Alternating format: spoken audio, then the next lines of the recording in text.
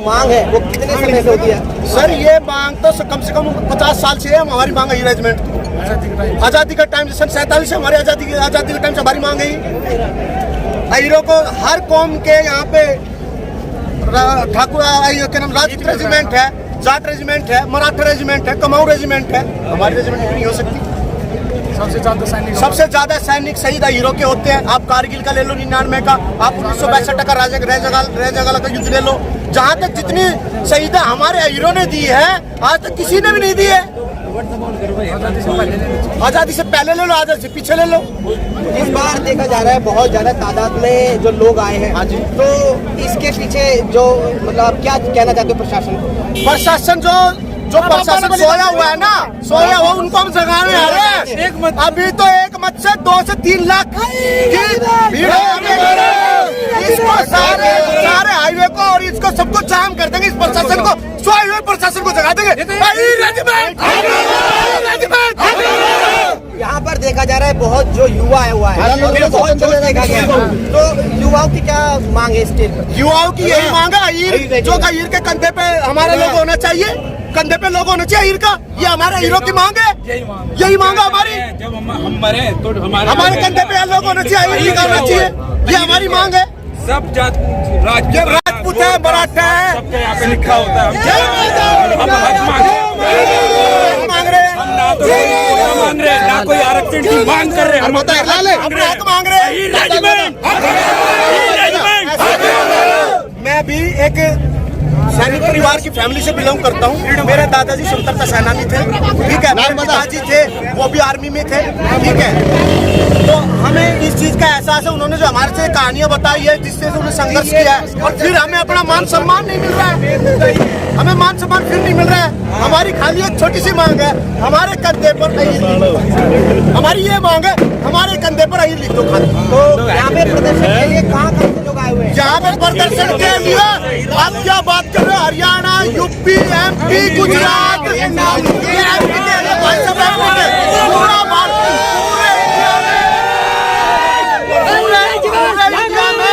पूरे वर्ल्ड के अंदर अहीर एक कम्युनिटी 25 करोड़ कम्युनिटी है।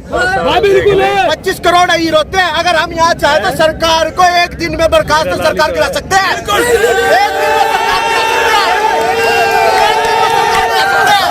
25 करोड़ कम्युनिटी हमारी पूरे वर्ल्ड के अंदर 25 करोड़ अहीर है। अगर हम रोडों पे आ गए ना तो पूरे देश की अर्थव्यवस्था खराब हो जाएगी, चक्का जाम हो जाएगा, चक्का जाम।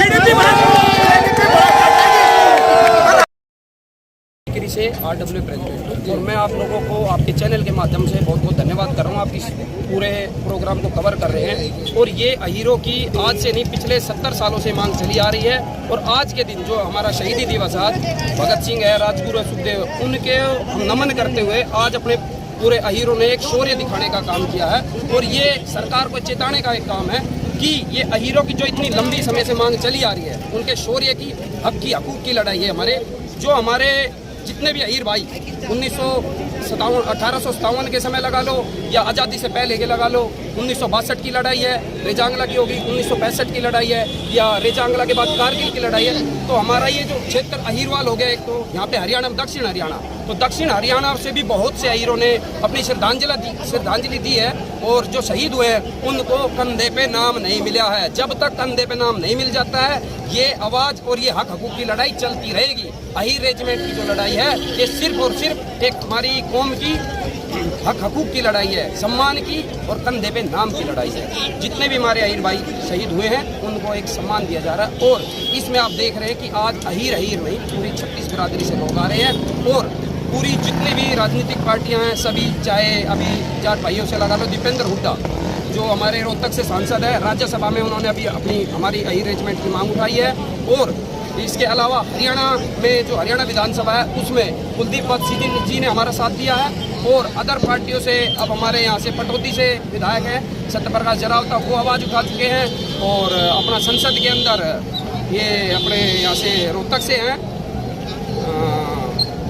रोहतक से शर्मा जी, अरविंद शर्मा जी, उन्होंने हमारी आवाज़ उठाई। और जितने भी अदर पार्टियों के भी सांसद हैं, चाहे RJD से मनोज झा हैं और इसके अलावा और भी जितनी भी अदर पार्टियों से हैं। और इसको जो अपने अभी पिछले इलेक्शन हुए थे, इसमें यूपी के अंदर अभी इलेक्शन हुए हैं, तो जो इससे पिछले इलेक्शन थे इसके अंदर जो माननीय अखिलेश जी हैं उन्होंने अपने इसको प्रोपेगेंडा में रखा था कि हम अहीर रेजिमेंट, जैसे उनकी सरकार आएगी तो हम सबसे पहले अहीर रेजिमेंट का गठन करेंगे। पिछले कुछ कारणों से जो भी जैसे सरकारें रही, जब हमारे यादव कौम के मुलायम जी रक्षा मंत्री रहे तो उस समय क्या था कि जो सरकार थी वो एक दल की सरकार नहीं थी, वो सारी पार्टियों की मिलीजुली सरकार थी, जो ये नहीं बन पाई अब तक। और जब तक ये नहीं बन जाती है, जैसे अभी पूरी बीजेपी की एक दल की सरकार है, हम मोदी जी से जल्द ये चाहते हैं और राजनाथ जी से, जो हमारे रक्षा मंत्री की, जल्द से जल्द हमारी जो रेजिमेंट की मांग है इसको पूरा किया जाए। नहीं तो आज ये देखो हमारा आंदोलन है शांति प्रिय चल रहा है, अहीर है, शांति प्रिय घूम रही है और इसको शांति प्रिय तरीके से लेके चल रही है। आज भी आप देख रहे हैं इतनी मात्रा में भीड़, लाखों भीड़ में जो आई हुई है,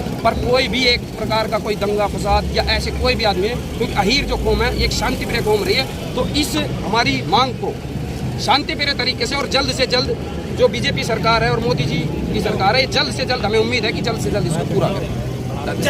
कुछ बताइए आप। मेरा नाम देवराज सिंह यदुवंशी है, मेरा गांव सिकंदरपुर घोसी है। हमारा यहाँ आने का एक ही मकसद है, जो 1962 के युद्ध में हमारे अहीर भाइयों ने जो हौसला और हमारे देश के प्रति दिखाया था, आगे आने वाले भविष्य में हम अपनी कौम और अपने आने वाली पीढ़ियों की ये लड़ाई हमारी इसलिए है क्योंकि हमारे आने वाली पीढ़ी अगर जब बड़ी हो तो अपने कौम के नाम से, जैसे चीन को जो हमने उनका वो क्या कराया था, चीन का जो हमें एहसास कराया था कि हमारे 120 सैनिकों ने 3000 सैनिकों के हौसले ध्वस्त कर दिए थे। तो ऐसे हमारे आने वाली पीढ़ी जब बड़ी हो तो उन्हें लगे कि हाँ हम इस कौम के बच्चे हैं, जवान हो तो वो अपने पिताजी से कहे कि मुझे बड़ा होना है और आर्मी में जाना है और अहीर रेजिमेंट मेरे को ज्वाइन करनी है।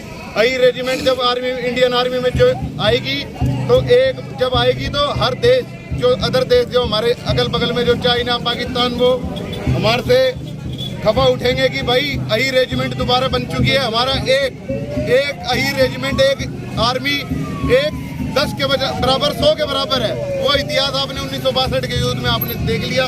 इसलिए हमारी मांग है कि हमारे आने वाली पीढ़ी जागरूक हो, अपने कौम को जाने, अपने कौम के उबाल को जाने कि हम किस वंश के खून हैं और आगे हम देश के प्रतीक पहले भी हम अपना देते आए थे बलिदान और आगे भी देते रहेंगे।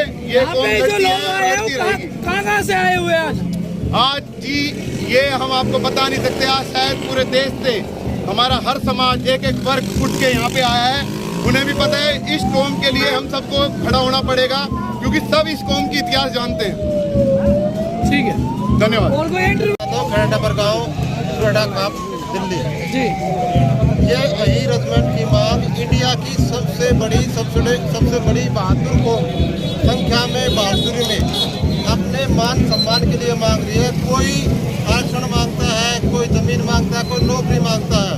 हम देश के ऊपर मर मिटने की मांग करते हैं और अपना करते हैं कि जब हमारे शहीद होके जो इंडिया में सबसे ज्यादा आते हैं उनके कंधे पे अहीर रेजिमेंट हो, इससे ज्यादा हमें कुछ नहीं चाहिए। और अहीर रेजिमेंट किसी भी कीमत पे हम लेके रहेंगे, चाहे ये धरना सालों साल चले, जब तक ये रेजिमेंट नहीं बनेगी। यादव समाज आज गुड़गांव में है, अगर दिल्ली जाना पड़ा तो दिल्ली में अनंत काल तक यादव समाज बैठा रहेगा। जय हिंद, जय भारत। आंदोलन देखा जा रहा है, तो क्या प्रशासन से मांग है आप लोग? हमारी मांग प्रशासन से ये है, जिन लोगों ने इस देश के लिए कुर्बानी की, आज उसके साथ अन्याय क्यों हो रहा है? आपको मालूम है कि आज हम अहीर रेजिमेंट की जो मांग कर रहे हैं, इसका हम क्या दंड भुगत रहे हैं। जब ब्रिटिश शासन था देश के ऊपर, 1857 में अगर पहले कोई उनके खिलाफ, अंग्रेजों के खिलाफ किसी ने बिल्कुल बजाया था, तो राव गोदाराम जी और यादव की सेना ने बजाया था नारनौल की धरती पर। और वो धरती आज भी खून से लाल है, इतना कत्लेआम हुआ था। उसके बाद ब्रिटिश सरकार ने यादवों को आर्मी में भर्ती करने के लिए उन्होंने बंद कर दिया, क्योंकि देश के हम देशभक्त हैं, हमने देश की आज़ादी के लिए कुर्बानियाँ दी। जब उन्होंने बंद कर दिया, जब देश आज़ाद हुआ, तो जाते जाते उन्होंने हमारी भर्ती खोल दी, लेकिन हमारी अहीर रेजिमेंट को बंद कर गए। आज हम उसी मांग को लेकर चल रहे हैं। जब चाइना का युद्ध हुआ तो चाइना का रिजांगला पर जब 3000 सैनिकों ने हमला किया, तो कुमाऊं रेजिमेंट के हमारे जो सैनिक थे और जिनमें 114 यादव थे, मेजर शैतान सिंह भारती उसका नेतृत्व कर रहे थे। उसमें आदेश ये हुआ कि आप उनका मुकाबला नहीं कर पाओगे, इसलिए आपकी टुकड़ी को लेकर आप वापस आ जाओ। जब मेजर शैतान सिंह भाटी ने कहा उन यादवों को जो हमारे सैनिक थे कि आपको आदेश ये हुआ है कि आप पीछे हट जाएं, तो उन्होंने कहा यादव कभी पीछे नहीं हटते, देश की रक्षा के लिए कुर्बान हो जाएंगे, हम पीछे नहीं हटेंगे। आज उन यादवों ने जब 3000 सैनिकों को मार गिराया चाइना को, इसीलिए वो चाइना का वार जो थी वो युद्ध, वो शांति प्रस्ताव आया और उसके बाद वो युद्ध विराम हुआ था। ना देश के ऊपर चाइना का कब्जा होता, यादवों ने देश को बचाया। तो आज जहाँ भी चाहे अक्षरधाम मंदिर की बात हो, जब पार्लियामेंट के अंदर टेररिस्ट के घुसने की बात हो, जहाँ भी यादव उस ड्यूटी पे हुआ, उस यादव ने हमेशा सीने में गोली खाई, पीठ में गोली कभी नहीं। आज हमारे नौजवान साथी अपने मान सम्मान के लिए जब और रेजिमेंट आपने सबकी बनाई हुई है, तो आज हमारी यही रेजिमेंट क्यों नहीं है? क्यों जहाँ हम देश के क्या भक्त नहीं है, देशभक्त नहीं हमको? आज हम देश के अंदर अगर आबादी के हिसाब से देखें तो इस देश की हम राजनीति को जब चाहे पलट सकते हैं। 22% हम लोग हैं देश के अंदर। आज हमारी मांग ये है, अगर हमारी मांग मानी जाएगी तो हम जो हमारी मांग मानेगा उसका हम स्वागत करेंगे, ना तो जो हमारी मांग नहीं मानेगा हम वोट के दम पर भी उसको हिला के रख देंगे। आज मैं दिल्ली अखिल भारतवर्षीय यादव महासभा का अध्यक्ष हूँ दिल्ली का। उसके नाते 17 तारीख को हमारी कटक में पूरे देश की कार्यकारिणी की मीटिंग है। हम 10 लाख चिट्ठियाँ इनको लिख चुके हैं देश के हर कोने से। राष्ट्रपति को उनकी नींद नहीं खुली, आज नींद खुली है। जो हमारे नौजवान साथियों ने यहाँ खड़ा होकर जब विरोध किया तो नींद खुली है। हम इनका समर्थन करने के लिए आया हूँ और दिल्ली के नहीं पूरा देश का नौजवान इनके समर्थन में तो दिल्ली के अंदर बैठ के इनसे बात करेंगे। और दिल्ली के अंदर जो हमारा होगा, किसानों ने तो शांतिपूर्ण धरना दिया था।